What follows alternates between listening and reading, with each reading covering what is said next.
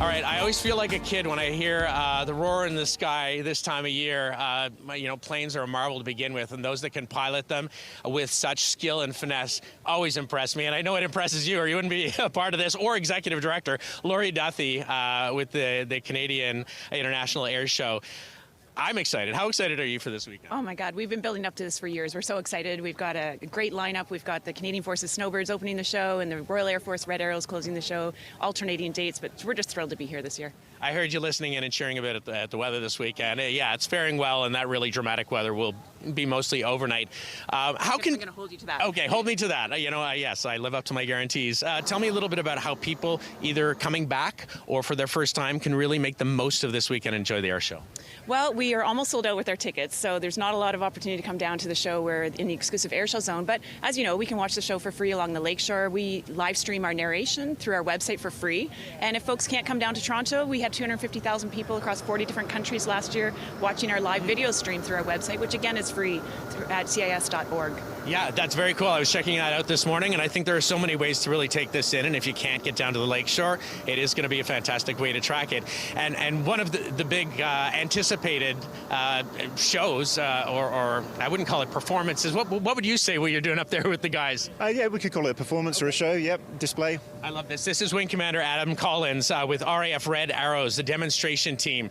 Now, you're coinciding the 75th anniversary of the X. You're the 60th anniversary of, that's a long tradition. Tell me a little bit about how this has all come together and how you've grown as a team over the years. Well, firstly, the reason we're in Canada mainly is to help celebrate the centennial of the Royal Canadian Air Force. Yes. And it's a really happy coincidence that it's also the 75th anniversary of the show here at Toronto and also our 60th display season. So we're delighted to be over here, not just hoping to inspire and entertain the crowds, but also representing the UK overseas. What do you feel when you're up there? I'm sure that changes over the years as you become more comfortable as well. You probably always have that sense of knowing what's going on and the dangers perhaps involved as well. What goes through your mind when you're flying?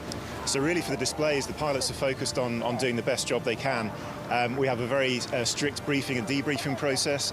We have what we call the bubble, where everyone's focused before the display, before the brief. So they're going up there focusing on the maneuvers we're flying, firstly making sure everything's very safe, but then making sure that we're putting on an entertaining and inspiring show for all the people watching us. There'll be some young airplane enthusiasts out there in the crowd watching from the lakeshore, maybe online. What would you say to someone who is just mesmerized, really admires what you're doing in terms of the path to get to doing what you're doing? Well, the important thing for people like that to remember is that we were all in that position once, and it's not long following your dreams, taking it one step at a time before you achieve that. But that's a really important thing for us in the Red Arrows, as well as entertaining. It's inspiring those young people, whether it's to go into a STEM career or aviation, or just to follow their dreams. But for us, that's one of the most rewarding things is seeing that we've inspired somebody. That's so cool. Okay, Wing Commander Adam Collins. When we're watching, what kind of maneuvers should we be expecting? What are we going to be? So a Red Arrow show is about 25 minutes long, split into two halves. So the first half is all 9 aircraft in the graceful looping and rolling maneuvers. The second half will be break down into 2 sections. We have the opposition solos, and everything shifts up a gear and gets more dynamic. But because it's a special occasion, it's our 60th, we've got a few maneuvers that haven't been used for a number of years in our display. And because of the RCAF 100 anniversary, then we've got a special fly past at the end, weather permitting, which will be dedicated to the 100th anniversary of the RCAF. Okay, it's brilliant. We'll be watching either live or on CAIS.org, CIAS, Canadian International Air Show.org, CIAS. Boy, you're going to catch some amazing feats this weekend. Laurie, Adam, Wing Commander, thank you so much for chatting with me this morning. We're going to send it back into studio. Nick, Jen, this is such a cool place to start my day. I'm going to send it back inside to you. What an assignment for Bill this morning. That is fantastic. I'd love to be down there. Yeah. Maverick Bill. Yes, exactly. All right, Bill. Keep your feet on the ground. All right. Get ready for the show in the sky. Fasten your seatbelt. Get ready for takeoff. Our Bill Coulter is keeping his feet firmly on the ground this morning, but he's getting a preview of the Canadian International Air Show. It wraps up the X as it does every single year. And Bill, this is a big year, sort of a milestone year, really, for the air show. Oh, it sure is. Yeah, 75th anniversary, and it coincides with 100th anniversary of the Royal Canadian Air Force. So there's lots of anniversaries going on. And we were talking about the Harvard Mark II behind me. It's such a beautiful aircraft. Well, we have Percy Contractor, a pilot with the Canadian Harvard Aircraft Association. Come on in, Percy. Good to meet you this morning. Good morning. Very cool. Tell me a little bit, because I'm still a bit of a novice. I'm always in awe of these aircraft, but I'm a bit of a novice in terms of the history. But this has an important one. Tell me a bit about it. It does. So this is a Harvard, North American Harvard Mark II aircraft, as you said. It was meant to be a training aircraft and was used as such during the war, sort of the advanced trainer from the pilots who were selected to fly the fighters like the Spitfire and the Mustang. So they flew a Tiger Moth, Stearman, something like that. Flew this for the advanced training, the weapons training, and then went on to the fighters. So this particular aircraft was built in 1941 in California, shipped to Canada, saw service in Canada training those lead-in fighter pilots. After the war, also saw service with the RCAF as a training aircraft. Continued in a civilian role as a training aircraft to train some water bomber pilots. Then had a civilian owner, and we've had it since the 80s. So quite a storied career for an 83-year-old flying machine. Yeah, and I got to think when modern pilots and you train and you get into an aircraft like this, you probably sense the history, but it's also got to be a bit weird with the different mechanics going on. What goes through your head when you're sort of flying one of these? Sure, obviously we're well trained. Before you run, you walk, and you take baby steps. So to get where I am at the show, we've got years and years of experience. But flying the aircraft is not all different from flying a modern aircraft. Some of the systems are older. Some of the handling is a little bit different, but the actual flying itself, once you get used to it, is not that different. You just have to, like any other aircraft, big or small, train, study, and then off you go. So what should we be looking up in the skies for when this presentation is being done during the air show of this beautiful aircraft? Sure. We normally have a team of 4, but for the show this year, we're just doing one aircraft. It's a non-aerobatic display, but still going to be quite dynamic and quite entertaining. So anywhere from 60 degrees nose up, 75 degrees angle of bank, anywhere from 200 knots to as slow as 80 knots, 1G, negative half a G, 4G. So it'll be quite dynamic, 6 to 8 minutes or so, depending how long they want me for. That's brilliant. I'm just in awe, and I got to think what's going through your head. Is it exhilaration? Is it kind of focus? Like, what is your brain doing? It's both, but definitely once you're in the aircraft, you want to be less of the former and more of the latter. All the excitement should be done. We like to talk about being in the zone. So for any airshow performer, whether you're doing a big routine or something small, you want to have it mentally planned out. Sometimes you'll walk it a little bit. Then by the time you get in the aircraft, you just go through all the various steps of walking it in your mind, flying that walk, and also having in mind what happens in case there's an emergency and what to do. But definitely you're in the zone, you fly the show like you practice like you fly, and come down safe. And the excitement will be in the crowds. I know you have to literally take off, so thank you for being here. We're going to bring in Edward Soy. Thank you, and have a great day. Edward, come on in here. Sir, good to meet you. And obviously, the pride of Canadians since I was a young kid is the Snowbirds.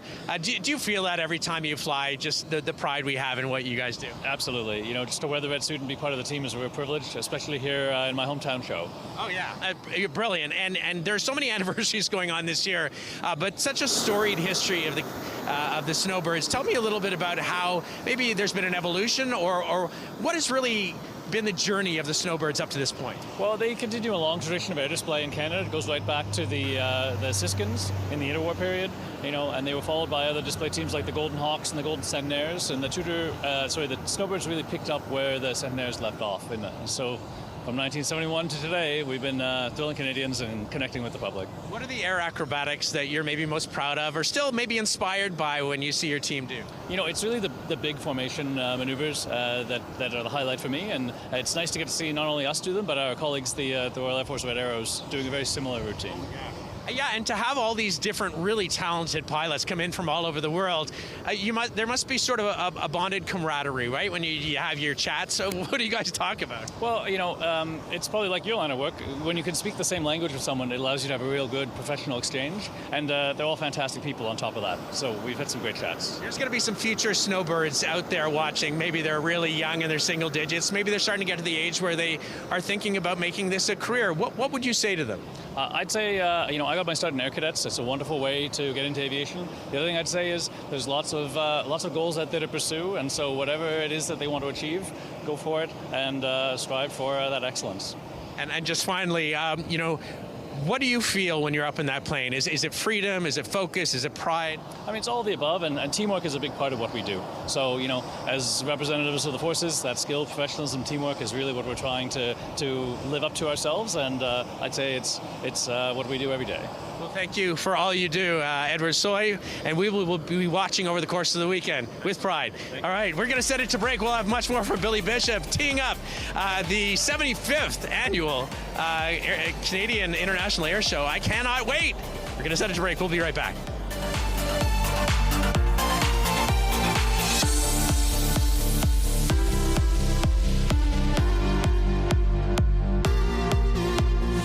Yes, I am very excited to be down here, Billy Bishop, teeing up the Canadian International Air Show that's going to happen all weekend long. I'm with someone and a plane, a little different from what we were just talking about. I'm going to bring in Trevor Rafferty. Trevor, thanks for being here this morning. Yeah, you're welcome. This is a really cool looking plane behind me. Not only is it cool, but you have your hands all over this. You built this plane. Yep, this is the 5th airplane I built.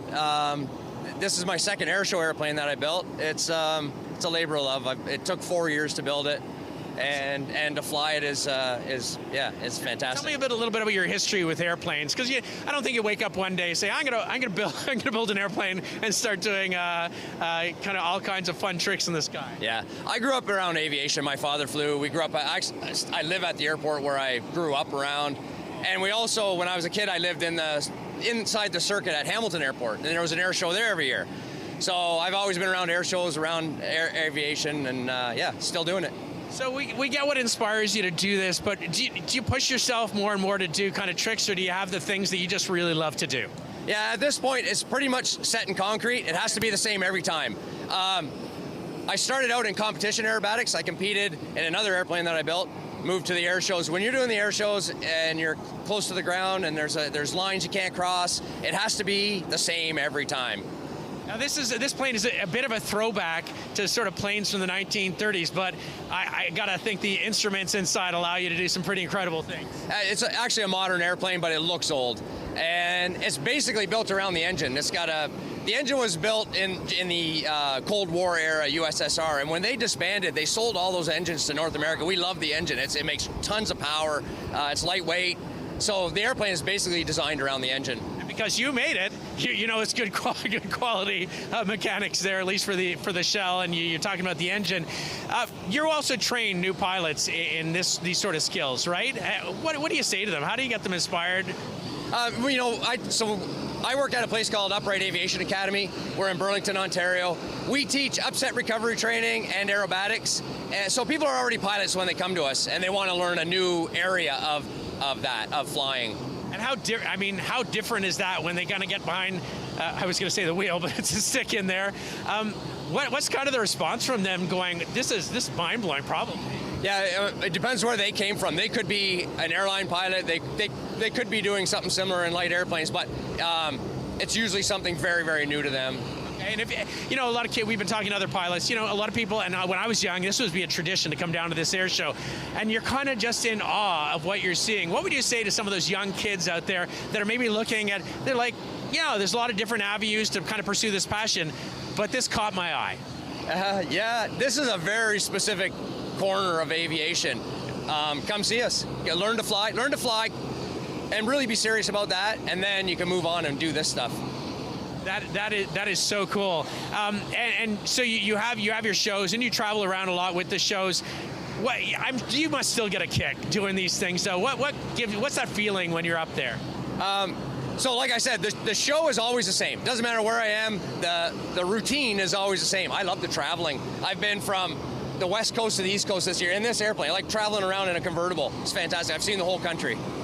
It was exciting getting behind the stick, getting up in there. I can't imagine how amazing it would be up in the skies, but you're letting me know. You're giving me the feel for that. And we will be watching. Thank you so much, sir. Thank you. And have a great run this weekend. All right, we're going to set it to break. We'll have more from Sneak Peek at the 75th Canadian International Air Show. Gets underway this weekend. You do not want to miss it.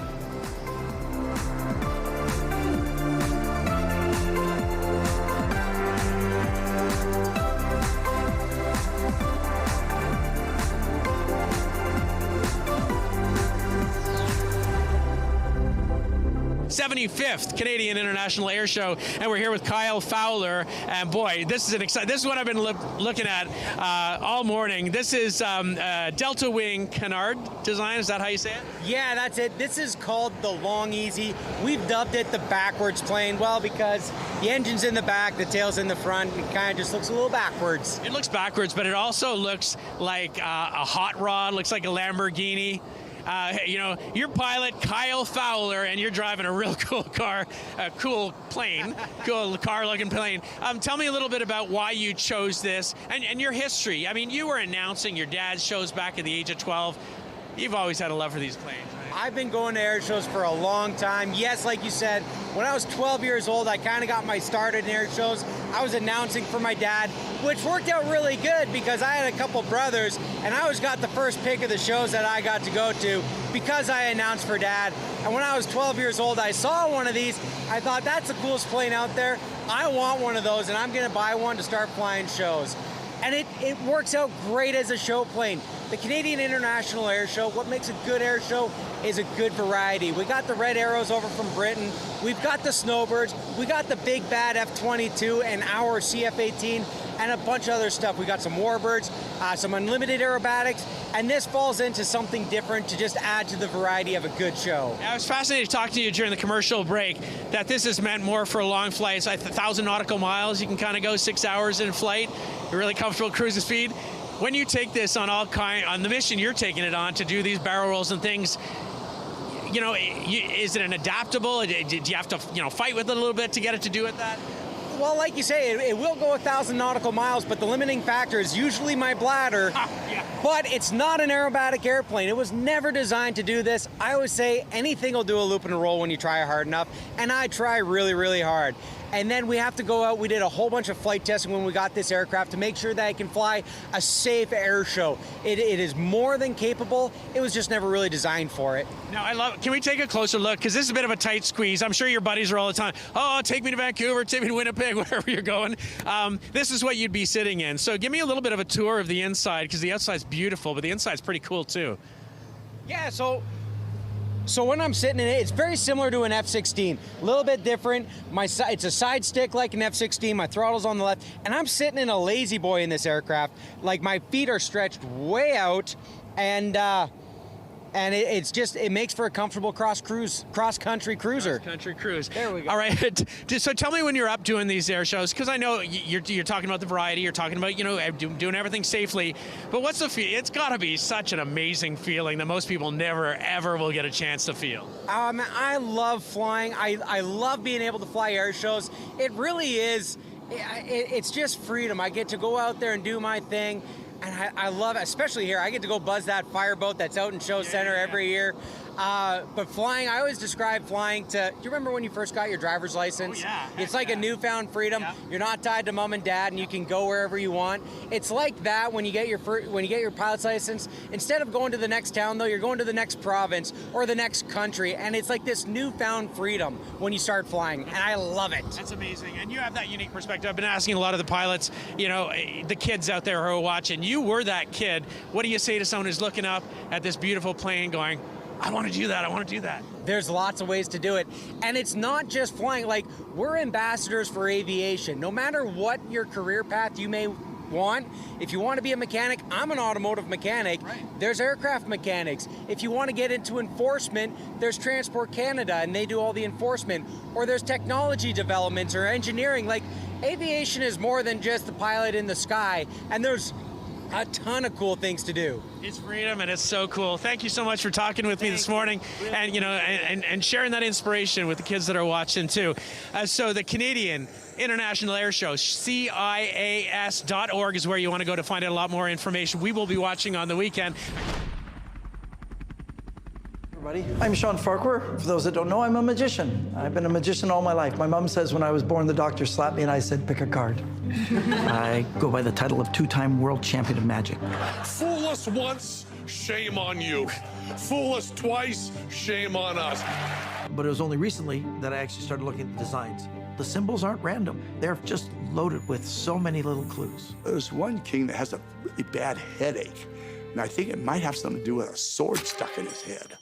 What would you say if I told you I think Yeah, that'll raise your eyebrows indeed. Well, hidden amongst the jacks, queens, and kings in your deck of standard 52 playing cards is a medieval cold case murder. Yeah, did you know that? Well, world champion magician Sean Farquhar made it his mission to uncover the clues of this 500-year-old card mystery in his new movie. It's documentary Lost in the Shuffle. Sean is here this morning, along with director John Ornoy. Welcome both of you to CP24 Breakfast. It's good to talk to you.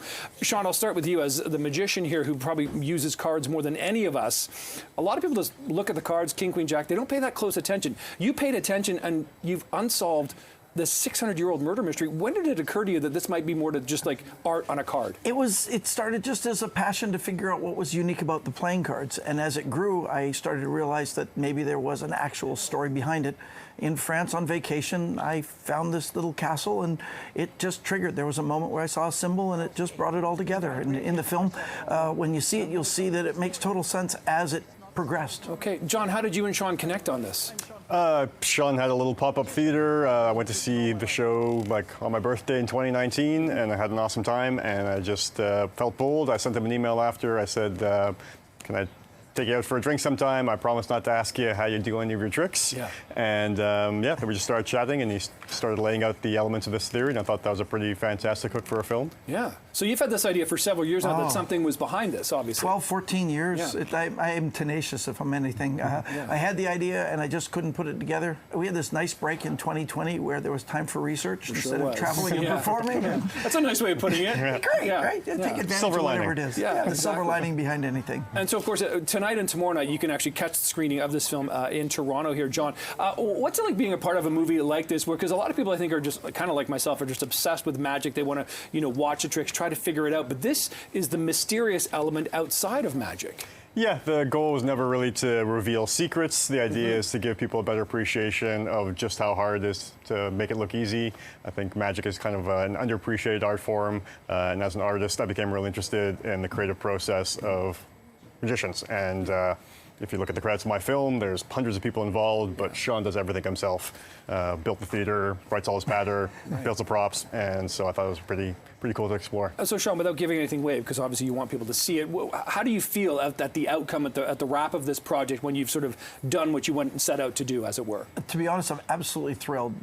John is an amazing filmmaker. The team he brought together were incredible, and he makes me look articulate and entertaining, which I think is amazing. And I love that after the film, everywhere we've been going for screenings, there's conversations in the lobby, people debating and asking questions. Yeah. It's not something you just go home. It's a movie that you want to talk about. I can imagine, yeah. And I mean, of course, this was 600 years ago, so no charges are going to be laid based on whatever you do sort of find out. But it is a curiosity, indeed. Okay, we've got you here, Sean. We've talked about your film, but we also have to talk magic. We want to show our audience kind of what the world champion magician can do. So, any card at all. Look at the card. If this is the King of Spades again. I'm no, it's the 10 of Hearts. Now look. Oh, you're looking to see if I was looking. Is it the 10 of Hearts? It is. Write your name right on the face of it, so that you know it's your card. Okay, all right. And then I'm going to do something that you'll always remember. So this is me. It's good. Nick Dixon. Perfect. You couldn't do better than that. There it is, right there. Okay. All right. I'll take it. Sean, I'm going to place it to into the center of the deck. If I snap, I can make the card jump to the top, so I'm going to do it different. I'm going to place it right here. Hold out your hand just like that for me. Place your other hand on top, trapping him in between.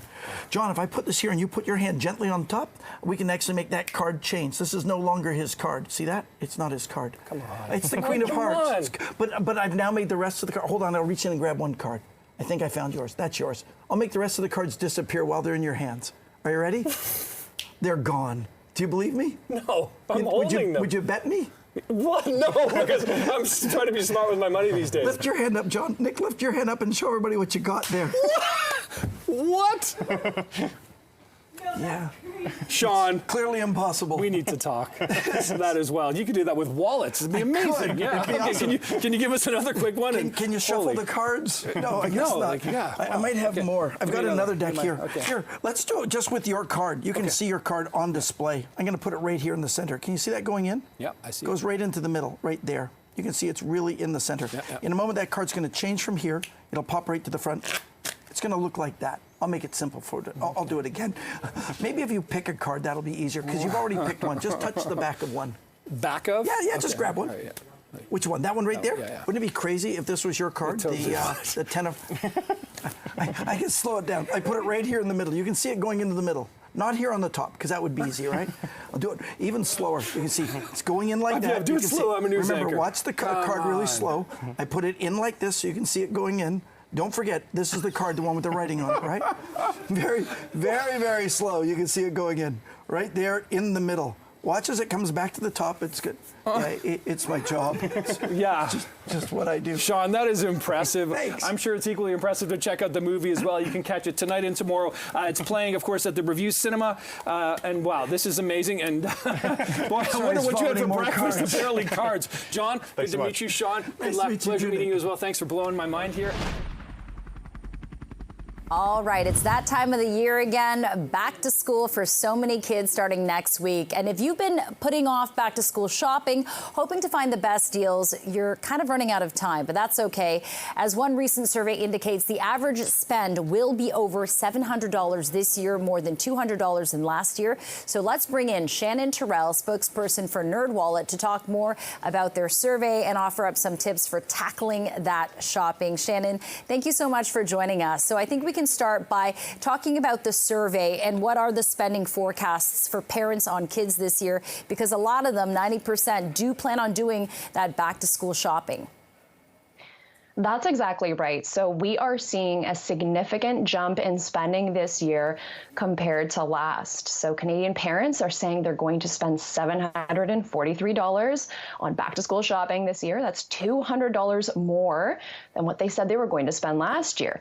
Now, in addition, we are seeing Canadian parents really leaning into credit card use. So 65% of parents say they plan to swipe their credit card to cover the back to school shopping supplies. We found that 18% also said they're expecting to go into debt to cover their back to school shopping. And finally, 23% of Canadian parents say they're anticipating buying fewer supplies this year as a direct result of inflation. So some very interesting findings from our survey this year. Yeah, that's a pretty big jump of $200 from one year to the next, and it really shows the impact that inflation is having. And when you look at the source of where that spending is going to come out of, credit cards, of course, dominate, but also, you know, from thrifting and coupons. So, Shannon, maybe we can talk about, you know, some of the tips that parents, families can use when it comes to back to school shopping this year. Absolutely. So first and foremost, make a list. Don't buy what you don't need. So go raid your kids' closets, pull out the backpack from last year, find out what you already have on hand, because so many of these items can be used season over season or even year over year.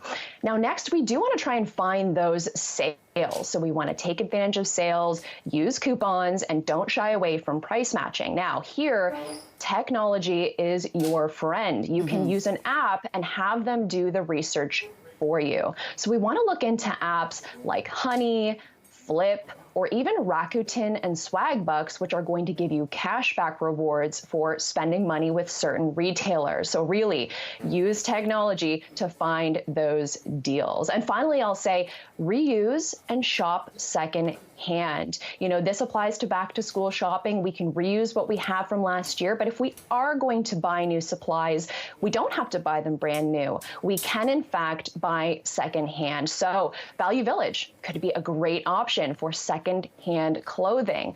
Refurbished electronics, you know, those big ticket electronic items that seem to creep in to the back to school shopping lists more and more. Perhaps we can look into that. And finally, don't be afraid to tap your local community. We want to look into marketplace swaps if possible. Ask family and friends. There are so many ways to save money on back to school shopping. Yes, and you know, if all those options are maybe a bit too much even, there are kind of provincial assistance programs as well, right?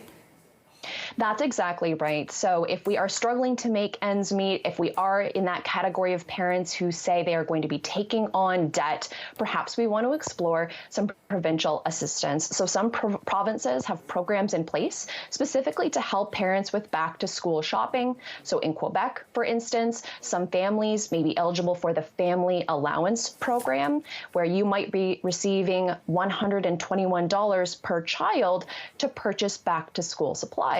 Now, outside of provincial assistance, we also want to look into nonprofit organizations. So in Toronto here, we have Toronto Cares, and that program distributes backpacks full of school supplies to lower income families. So that might be another way you could save money. Okay, Shannon Terrell, spokesperson for NerdWallet, thanks so much for joining us and to break down your survey and also offer up some very helpful tips. I hope that people can use them because, you know, this is gearing up to be the beginning of the new school year when things get a bit chaotic and busy, and money problems can certainly exacerbate that. Thanks for your time. Yeah, thank you for having me. Well, if you have kids like the three of us do, one of the biggest friction points parents for kids back to school shopping is figuring out what to buy, what you really need that's new, or what maybe you can use from the previous school year. So we've got Denise Wild, friend of the show, joining us once again, talking about some upcycling of some back to school items. And this is a huge deal, right? Because, I mean, when it comes to binders, which we're going to start with, you don't necessarily need a new binder every single year. No. We're going to save money. We're going to save the planet. So let's upcycle things that we already have. We're starting off with a binder. All we're doing, if you have a binder with a plastic sleeve, you're going to add some colorful paper. So I'm going to have you pick one of these two. I'll go with the more blue one. Okay. So you're going to cut that to size. Okay, sounds good. And then we're just going to slide it in the plastic sleeve. And like you can see, you don't need new binders every year. You can just use the ones that you already have. Right? Yeah, this is fun for kids to do while they're at home this week too. Very easy. Oh, there we go. I haven't upcycled in a Hold while. on to those pieces of paper. Okay, so tuck that in while we move on to the next one. We're talking about pencils. You probably have a pack of them. For sure you have some left over. And they all look so basic, but you can really fun them up, right? So we're going to dress them up, and I'm going to have you do this one, Jen. So you're going to wrap this around. Now, this is called washi tape. Ooh, yes, I know this tape. It's a Japanese masking tape. It's very thin. They come in like super fun colors. And then you're just going to kind of stretch and wrap as you go around. And then you can take your plain pencils and dress them up, add a little bit of personality, add a pom-pom, add some eyeballs. And, you know, it's just a fun project. And it's an activity to do while they're, like, waiting for school to start. Exactly. I know some kids, you know, like my kids didn't get enrolled in camp for the last few weeks before school starts. And they're going to, yes. Otherwise, it's just device. Sharpening. I'm curious about sharpening. Just regular sharpening. It's okay, doesn't make a difference. Tape. Okay, it's so nice that's and thin. All right. And then you can also identify your pencils, right? If a friend tries to borrow it, then we know whose it is. And it comes in all kinds of different colors. Yes, really fun colors and patterns. So, so there we go. We're going to stop here, Nick. I'm going to have you continue to add the pom-pom at the end. Sorry, I just ripped that. While Jen and I move over to the backpack, because you might have a backpack from last year, but it's probably just still as good. So what I've done here is I added some faux fur just to the front, and we're going to show you the before picture after we finish this one, so that you can see what these look like. But this is a well-loved backpack. This is for courtesy of my favorite neighbors. That's awesome. So and you just like cut out the faux fur and I cut this out to the exact shape, and I hot glued it onto the front. Very easy to do. A little hot tip: if you're cutting faux fur, don't use scissors. Use an X-Acto knife on the back, because you don't want to cut the fur. You want to just cut the fabric that's holding it together. Okay, so we're going to slide over here. I'm going to trade you places. Okay, I'll stand here. And I'm going to flip this fabric up here too. So again, I took some fabric. I just hot glued it on the front to cover that up. Now we're going to cover this, and we're going to personalize this backpack. So what we will do is I'll hold these, because if we spray them, they might kind of move. They move. I need like 8 hands here. Okay, so let's go like this. And basically kind of take like little short bursts. Do you want me to do that part, or are you okay? Oh, yes, perfect. Little short bursts, my son loves graffiti, get in there. And I do graffiti with him. So okay, so you know. I don't want to get your hands. Build Is that it up. okay? Yeah, perfect. Build it up any way you want. Okay, excellent. Now let's take this off. Oh, okay, there we go. Oh, okay, so we're taking that off. Clever. There we go. It's a little bit hard to see, but we can take some marker and outline it. We can also add some fun patches, anything you want, like hot glue these on. And then we can reveal the before backpacks, maybe, to see what they look like before. Oh my gosh. And these are courtesy of Zoe, Eva, and Melly, my favorite neighbors. And you can see how fun they are. Oh, wow, look at that. Yeah, so this is them before the Finding Nemo. That's the one that I covered in the faux fur. Yeah, and then this is the... And then this gray one is the one that we just kind of spray painted. We added some little, mermaid fabric and patches. Oh, my gosh. I'm taking notes in my new binder. Oh, yeah, let's see. I like that, Finish that bad boy up. And now they have like a one-of-a-kind backpack Exactly. that you can always identify. We save money, save the planet. That's great. Good stuff. That's really good. Denise. Excellent. Okay, it's so easy to do, Denise. Thanks. Thank you so much. Have a great back to school at your house. Thank you. We hope everyone else does too. Everyone for coming in. All Great right. idea.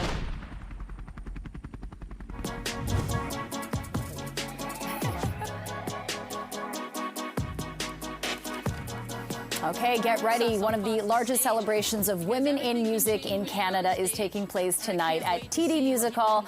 Doors open at 7. The show starts at 8. Honey Jam is returning for its 29th year and promises to be one powerful event. Joining us now for a pit stop before the big show is singer-songwriter Angeli, who now lives in Los Angeles, but originally from Oakville. Angeli, thanks so much for joining us. Yeah. I know that you were a Honey Jam program alum, and you're also one of the judges to choose who made it through the auditions this year to be featured in this concert.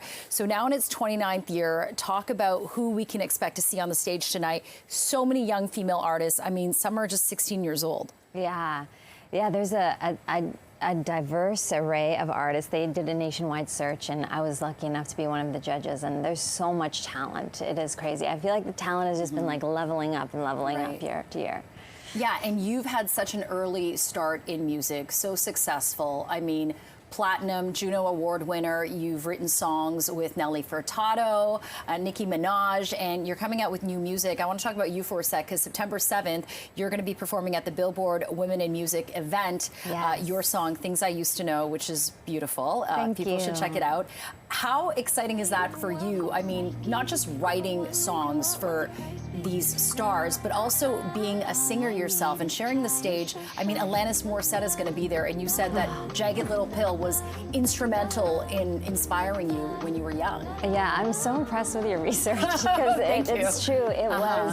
It was so pivotal for me. That was the first time I'd heard a woman sing so honestly and so vulnerably about her experiences, and it really inspired me to be more confessional in my songwriting. That album and The Miseducation of Lauryn Hill were like the two most influential. So I'm geeked out to be able to meet Alanis. For sure. And of course, Charlotte Cardin, who I love as well, is going to be there. Jessie Reyes. Yes. Oh my gosh, her new song, Ride In, the lyrics. So good. So good. A little X-rated for a morning show, but so fire. I love Jessie. Listen, you are a prolific songwriter. I know you usually write your songs on guitar, but you said that your song, Columbia, was a very special song because it was the first one you wrote on piano. So talk about how your songwriting has evolved throughout these years, and whether or not you still like freestyling along to when you're playing guitar for how you come up with your music. Yeah, I do. I find the process also a creative experience. Whether I use a piano or a guitar or a track or a lyric, like wherever the ideas come from. And they can come from a conversation. They can come from a movie. It's like, it's fun to be able to be creative in just the gathering of the information, Yeah, and one of the lucky artists who are gracing the stages tonight at TD Music Hall, they're going to win a chance to kind of have a mentorship with you for songwriting. How is that artist going to be chosen, and what is that process going to be like? Well, I'm just going to kind of go with my gut with it. Yeah. I'm going to really listen to everybody and just see. Of course, I'm a songwriter, so they're all doing original songs, and if someone's song really resonates with me, or I feel like I can help them, then that will probably be the person I choose. The thing is, when I got into the music industry, I felt like I was being thrown into a lion's den, as a young woman coming up, and there was the Honey Jam here, which was so helpful for me to kind of like get my sea legs and play with genre and just get used to performing in a community with a community of women who were really encouraging and rooting for me. So. It's been very helpful in my career, and I'm happy to be able to now give back. Yeah, you really are paying it forward. Honey Jam is incredible, not just because of this concert that they're putting on, but really for the connections that they bring to women like you with the younger generation and fostering that support. Angeli, I can't wait for people to hear your new music. You've also got Chai and Sunshine, which I was dancing to earlier, just listening to it, and Hard to Love You. You're doing incredible things, and best of luck with this concert tonight and everything else in your life. We're so happy to have you. Take care.